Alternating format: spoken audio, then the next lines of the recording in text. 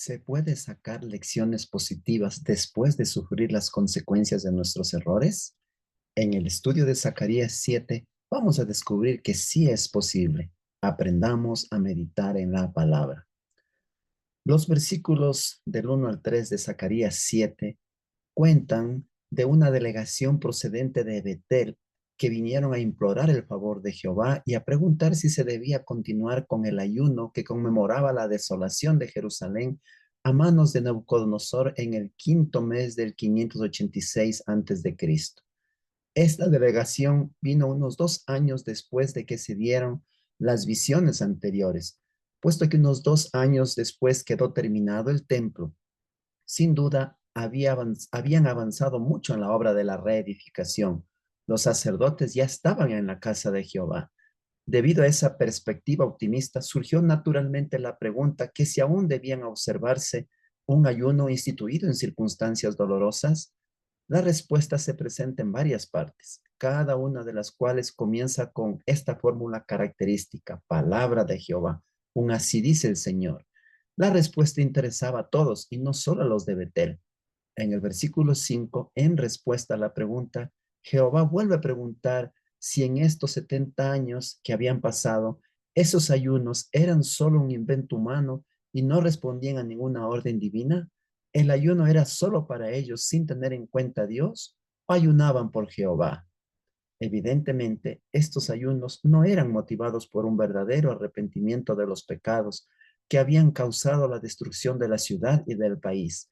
Los profetas primeros ya los habían amonestado repetidas veces para que no confiaran únicamente en la observancia de ceremonias externas.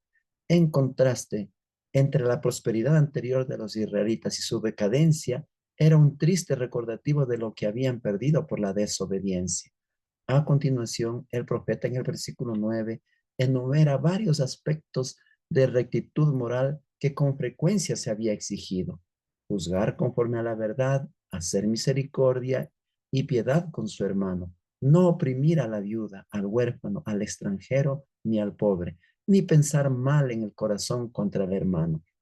Lamentablemente, los israelitas no quisieron escuchar, antes volvieron la espalda como un buey y que esquiva el yugo que está por serle colocado.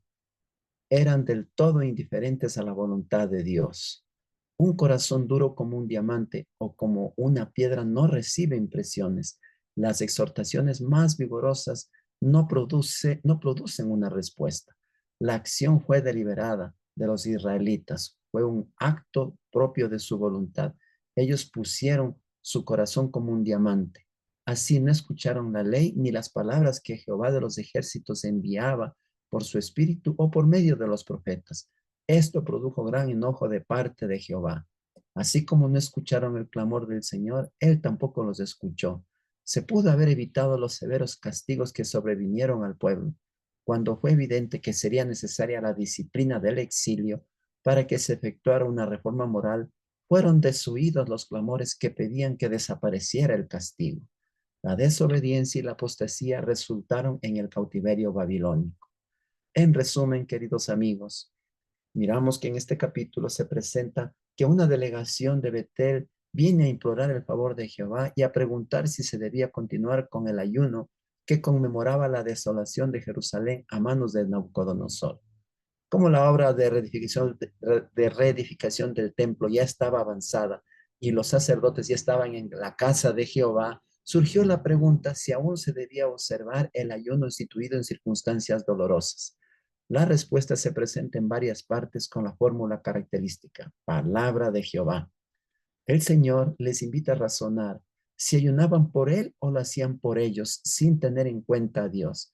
Evidentemente, estos ayunos no eran motivados por un verdadero arrepentimiento de los pecados que habían causado la destrucción de la ciudad y del país, a pesar de que ya habían sido advertidos por los profetas que no confiaran únicamente en la observancia de ceremonias externas. El ayuno tenía el propósito de que recordaran lo que habían perdido por la desobediencia. A continuación, el profeta enumera varios aspectos de rectitud moral que con frecuencia se había exigido: juzgar conforme a la verdad, hacer misericordia y piedad con su hermano, no oprimir a la viuda y al huérfano, al extranjero ni al pobre, ni pensar mal en el corazón contra el hermano. Lamentablemente los israelitas no quisieron escuchar, antes volvieron su espalda y eran indiferentes a la voluntad de Dios. Un corazón duro, como un diamante, como una piedra, no recibe impresiones. No hubo respuesta y deliberadamente no escucharon la ley ni las palabras que Jehová de los ejércitos enviaba por su espíritu y por medio de los profetas. En su momento se pudo haber evitado los severos castigos que sobrevino al pueblo. Cuando ya llegaron los castigos, fueron desoídos los clamores que pedían que desapareciera el castigo. La desobediencia y la apostasía resultaron en el cautiverio babilónico. En conclusión, queridos amigos, después del exilio, los israelitas no habían aprendido la lección. Las reformas que deberían haber surgido como resultado de las consecuencias de sus pecados no surgieron efecto. Al contrario, querían eliminar el ayuno que les recordaba que habían perdido, lo que habían perdido por la desobediencia. Así como Dios constantemente invita a razonar a los israelitas, hoy nos invita a razonar a nosotros también para que tomemos la decisión de hacer su voluntad en todo tiempo y circunstancias. Vamos, queridos amigos, a nuestra guía, aprendamos a meditar en la palabra para sacar las conclusiones y el aprendizaje para nuestras vidas. Al leer el capítulo 7 de Zacarías, qué es lo que Dios quiere que yo sepa? El pecado y la desobediencia trae terribles consecuencias para nuestras vidas.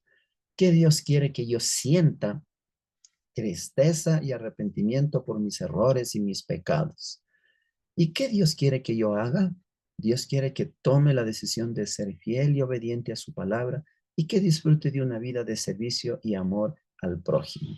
También hemos estudiado el día de hoy, mis queridos amigos, el capítulo 19 del libro Mayordomo Eficaz, apoderándose de los fondos que Dios se reserva. Es el título del capítulo 19. ¿Qué aprendí, queridos amigos, con la lectura de este capítulo? ¿Qué Dios quiere de nosotros? A través del libro de Malaquías, Dios nos da advertencias y promesas. No es correcto pagar deudas y atender las necesidades de los hijos robando lo que le corresponde al Señor. Tampoco es correcto retener los diezmos si los que lo administran están mal usando. Se debe hablar con ellos, pero no robar lo que es de Dios. Vamos a inclinar nuestros rostros para orar. Querido Padre, queremos agradecerte por el estudio de tu palabra del día de hoy. En Zacarías 7 hemos aprendido que el pecado trae grandes consecuencias para nuestras vidas, causa sufrimiento innecesario.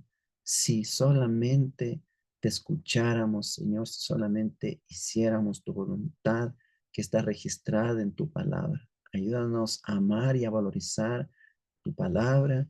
Ayúdanos a serte fieles y obedientes y a disfrutar de una vida diferente, una vida de amor, de servicio a nuestro prójimo y así, Señor, prepararnos para tu pronta venida. Ayúdanos también, Padre, a no tomar malas decisiones cuando nos endeudamos por nuestra avaricia, por nuestra codicia, cuando tenemos de pronto obligaciones con nuestros hijos, a no tomar de lo que no es nuestro, a no tomar, Señor, de el diezmo, a no tomar, Señor, de lo que es tuyo, Padre Santo, para solucionar un problema, que no generemos otro problema mayor y cause en nosotros una vida de egoísmo y traiga las advertencias que están en Malaquías, que se cierran las ventanas de los cielos para cada uno de nosotros. Ayúdanos a vivir una vida de fidelidad y obediencia y disfrutar de tus caminos, Padre Santo. Te lo pedimos y te lo agradecemos en el nombre de Jesús. Amén.